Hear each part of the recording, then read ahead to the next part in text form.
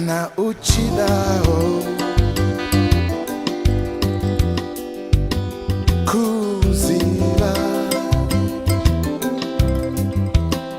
sei ndichikuda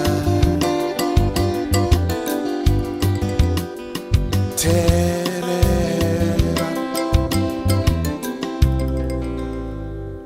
kana uchidao kuziva sei ndichikuda terera hazvina mhosva kwaunobva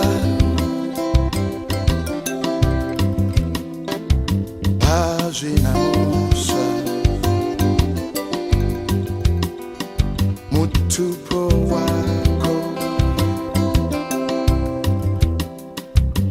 hazvina mhosva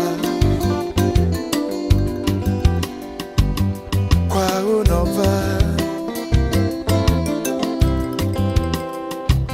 hazvina mhosva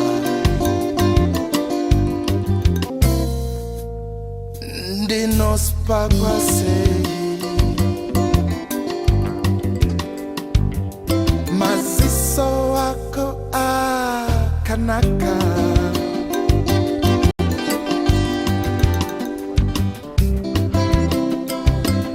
maziso wako akanaka